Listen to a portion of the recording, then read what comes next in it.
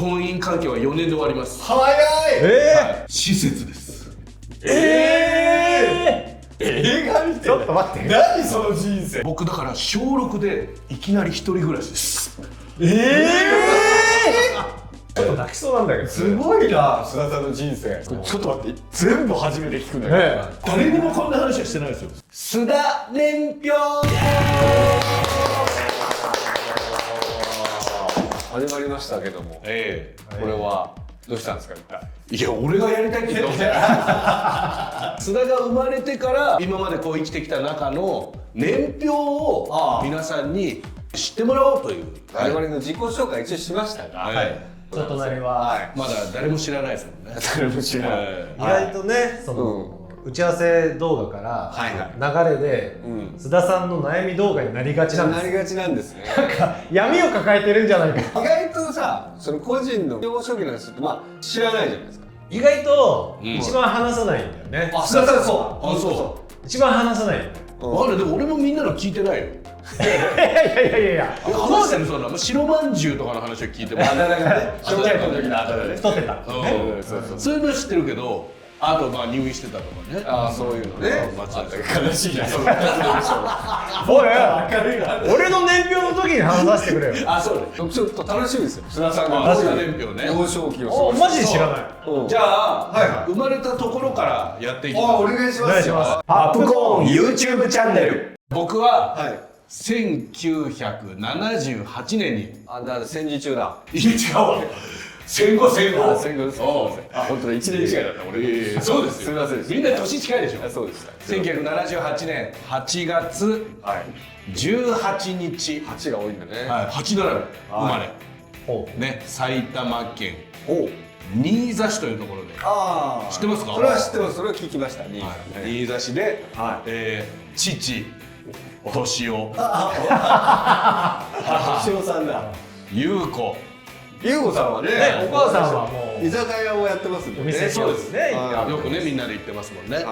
の長男として拓也が誕生します。生まれました。でこれはね、うちの親父はまだね当時22歳。若いね。母親も21歳だったんで、すごい若いね。若いカップルから生まれてるんですね、拓也はね。で敏夫さんはですね、やっぱちょっとやんちゃで暴走族をやってらっしゃる。当時はもう引退してますけど、現役かと。当時はだからね、うどん屋です。うどん屋をやってました。うどん屋さん。実家は知らなかった。実家のうどん屋だったんです。だから敏夫は金谷っていうお兄ちゃんがいるんですね。お兄ちゃんね。と一緒に2人で讃岐屋といううどん屋さんをねやってます。初めて聞いた。新座でも有名なうどん屋さんだった。そうだったんだ。2人が修行したお店が讃岐屋さんなんで、讃岐屋という名前で。当時敏夫は暴走族上がりなわけでやんちゃだったわけですよ。マッドスペシャル暴走族一員でね。マッドなメリスペシャル。マッドスペシャル。特別マッドだ。界隈では有名なエンペラーマッドスペシャル。エンペラーは聞いたことない。今これね、暴走族好きな人聞いたらマッドになるんですから。なります。讃岐屋マッドスペシャル。讃岐屋ではなんないかもしれないですけど。マッドスペシャルいいですね。だから敏夫はやっぱやんちゃだったんで、俺の名前はね、本当はですよ。もう病院生まれた時に優子は新之助とつけようとしてたんですよ、このこと。須田新之助だった可能性がめちゃめちゃ高い。いい名前ですね。いいじゃん。須田新之助。しっかりしてる感じがね。新之助だったら俺もしかしたらお笑いやってなかったかもしれない。もしかしたら名前うどん屋やってたかもしれない。讃岐屋をついて。讃岐屋もうなくなっちゃったんですよね、讃岐屋は。そうなんだ。まだ後から出てきます。まだ生まれたばっかり。やばい。何も進んでない。新之助から拓也になった経緯がですね、うちの親父がやっぱり拓也にしよう。なんで？親父が暴走族上がりなんで、これ当て字なんですよ。たくましくなるで拓也なんです。知らない。完全に暴走族の当て字で付けられてる名前なんです。よろしくとか、ノリで。そうです。俺拓也、たくましくなるを縮めて拓也って。うわ、全然たくましくないじゃん。親の願いが多分反映されてないんですよ。されて当て字ですからだって。うわ細野ってほら当て字に従うんですよ、漢字を。生まれたとこなんだよ。まだ俺じゃあもう5分5、6分費やしてる。まあここからまあね、じゃあ飛んでいきましょうか。じゃあパップコーン YouTube チャンネル。 2人若いわけですよ。22歳と21歳、はいこれね、婚姻関係は4年で終わります。早い。はい、だから26歳と25歳でね、あーまで若い。家族がこう離散するわけです。あら。離散どう拓也4歳、拓也4歳。どっちにいたの？僕この記憶は全くないですけど、母親が連れて行ったらしいんですよ、おー、僕をね。やっぱ女性が育てた。まあね、大そう体お母さんちょっと心配だもんだって。そうです。だから年はね、まだまだやんちゃ盛り、26歳。マットスペシャル。マットスペシャル。に育ってね。人生もマットですから。で、4歳の拓也は優子に引き取られて、優子と暮らすってなったらしいんですけど、俺がもうどうしてもお父さんと住みたい。マットの方がいい。お父さんのとこに行きたいって聞かなかったらしいんですよ。ちょっとお母さんショックだね。お母さんは悲しいね。で、家を飛び出し、拓也が飛び出し拓也が、お父さんのとこに行くと言って、何その行動力家を飛び出し、で、うちの優子はどこまで行くのかなと思って後ろをそっとついて行ってたんですよ。4歳児の拓也がどこに行くのかと。初めてのすごいお疲れ。そしたらとことこちゃんとずーっとね道を歩いていくんですって。お父さん家に行こうとしてるから。すごいね。道は知ってたってこと？いや、分からない、その時は。4歳だから分かんないでしょ。分かんないと思う。ただずーっとその間俺は一度も後ろを振り返らなかったんですって。かっこいい。それを見て母親が、あ、この子はお父さんのとこに行かせようって思った。へー。まっすぐ道を歩いていったの。たくましく歩いてた。そう、だからもう自分の意思で。拓也じゃん。この時はだから拓也だったんですね、俺は。いつから拓也じゃなくちょなるっと待ってください。これは本物だ。別人の話を聞いてるから。すごいね。俺は4歳の須田拓也の話ですからね。ちょっと待って、全部初めて聞くんだけど。ね誰にもこんな話はしてないですよ。すごいね。で、まあ4歳から父敏夫と2人暮らしになるわけですよ。で、なんで俺が敏夫のとこに行きたかったかってね、それは母親の見解なんですけど、やっぱめちゃくちゃ優しかったらしいんですよ。俺に。そう。もう可愛い可愛いで可愛がってくれてて、そりゃそうだろうね。はい。だからもうお父さんのとこに行きたい。で、当時は多分ママの方が厳しいじゃないですか。ちゃんとしようと思うからなんか。そう。だから多分それでママといるよりパパといたいってなってね。なるほど。こうなって2人暮らしするわけです、敏夫と。ね、今までこう3人で生活してたアパートで。じゃあもともと3人で行ったとこからお母さんが出てる。お母さんが出てって、まあでも同じ市内に実家があったんで、まあお母さんも近くに住んでたんで、なるほど。そっからですね、なんすか？もう記憶が曖昧なんですけど、なんかお母さんに会っちゃいけないみたいになるんですよ。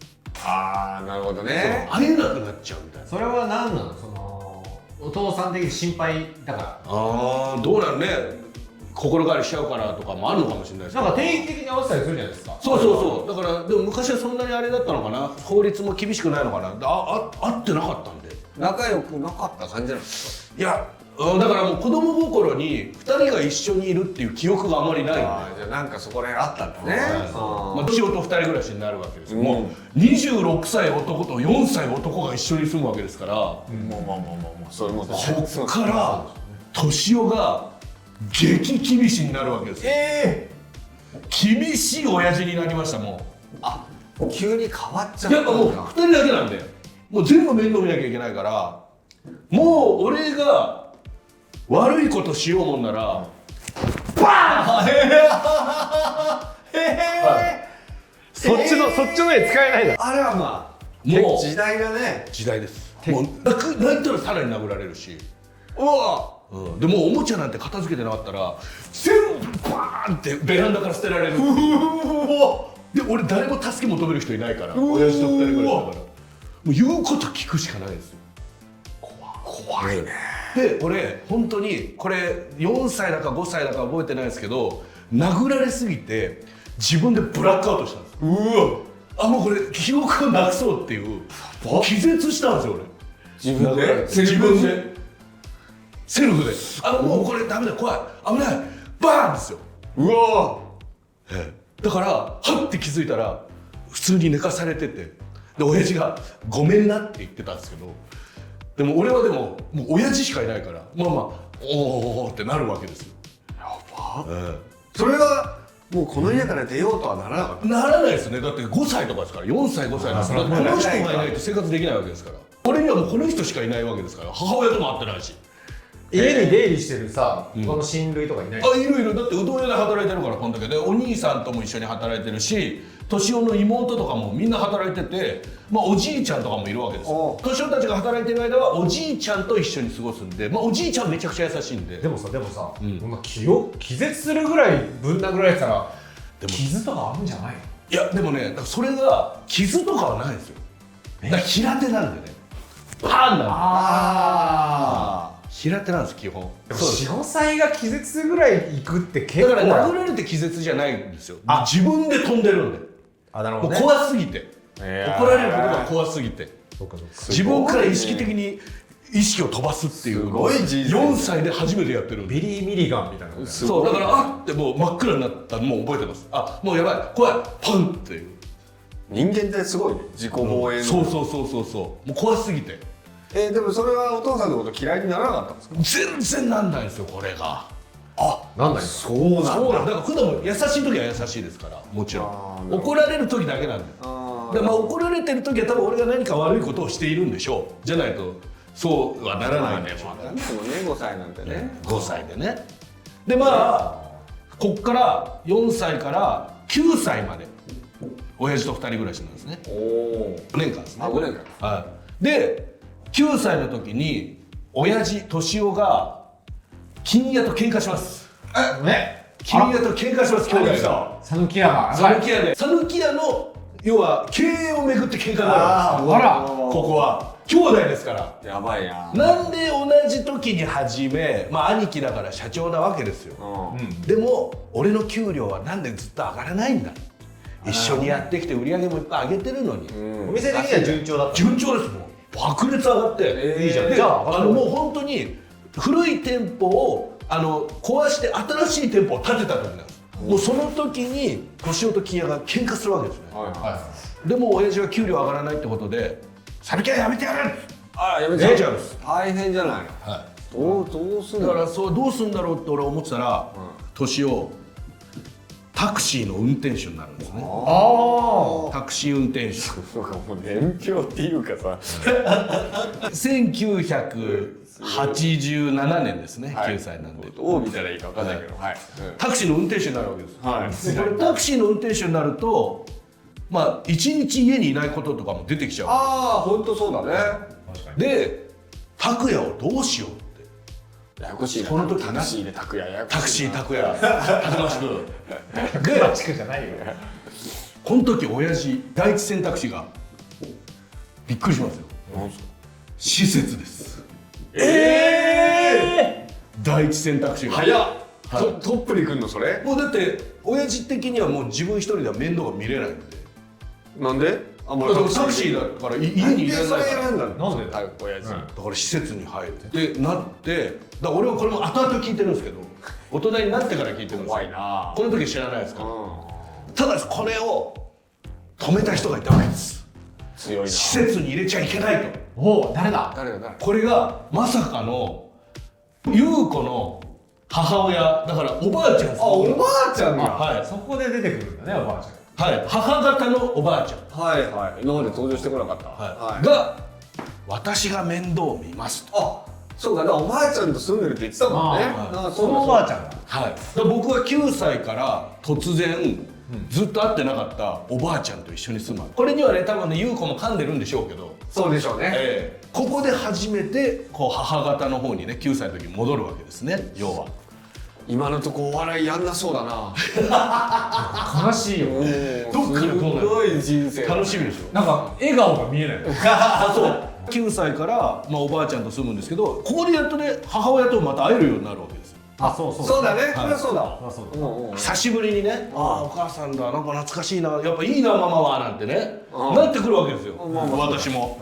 でもうおばあちゃん的にも、引き取ったのは私ですが、まあ2人で住めるんだったら2人で住んだらいいんじゃないみたいな流れになるわけですよ。その流れは自然ですよね。でね、家も借りるぐらいのとこまで行ってたんですけど、行ってたんですけど、今度ここが揉めちゃうんですよね。おばあちゃんと母親が今度揉めちゃう。なんでこれカットしてください。母親があーこれ書かなくていい。すごい話だね。それが原因でパップコーン YouTube チャンネル。まあここが揉めちゃって揉めちゃってね。急に優子がおばあちゃんち出禁になるんです。9歳の僕からしたら急にまたお母さんに会えなくなるわけ。映画見てちょっと待って。何その人生。すごいですよね。でせっかく久しぶりに会ったお母さんにまた会えないってなっちゃうんですね。なんでそんな明るく喋れてるのか。これは昔の話ですよ。すごいね。ちょっと泣きそうなんだけど。すごいな、須田さんの人生。そうなんです。かわいそうですぎる。こっから親父もあんまり来ないし、ずっとおばあちゃんとね、まあ2人で暮らしてるわけですよ。はでまあやっぱおばあちゃんはやっぱ厳しい、俺をまっとうに育てなきゃいけないっていうことで、素晴らしいじゃないですか。まあね本当に愛情をすごい注いで、おばあちゃんと9歳から、一緒に暮らしてるんですけど、僕は12歳の時です。小学校6年生。結構刻むね。あれ意外と短い。短い。 6年生の時に2人で暮らしてたおばあちゃんが脳梗塞になっちゃあーもう大変。大変。う。だからこれ長期入院です。6ヶ月入院しますおばあちゃん。急にどうすんのその時。僕だから小6でいきなり一人暮らしです。びっくりするでしょ。小6で僕いきなり一人暮らしになる。すごいね。拓也だね。拓也だ。たくましい。自分の意思じゃなくたくましくさせられてる。たくましくならざるを得ないよね。ならざるを得ない。一人暮らしを急に小6でさせられて、でもさすがに小6の子一人だと心配だってまあみんななるわけじゃないですか。誰が心配する人は誰なの？だからおばあちゃんの友達とかもう親戚じゃない親戚じゃない親父は戻せないから俺のことをタクシーやってるから。そうね。やめろよタクシーよ。おばあちゃん大阪出身なんですけど、大阪のお友達の娘さんが東京出てきてたんですね。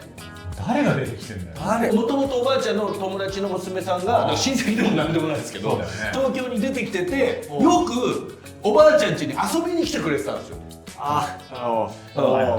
で俺が一人だとさすがに心配だからっつって、毎日このおばちゃん家の娘さんなっちゃんって言うんですけど、なっちゃんとなっちゃんの彼氏のかっちゃんっていう2人、当時まだ20歳ぐらいです。この2人が僕をね面倒見に来てくれるわけですよ。2人が仕事終わったら。何その話。でも仕事があるからまあ一緒に来て晩ご飯食べて俺が寝る頃に2人は帰っていく。そっから一人で朝を迎える。朝までは僕一人です。朝は一人で起きて、だから前の日にパンとか買ってきてくれるんでそれを食べてね。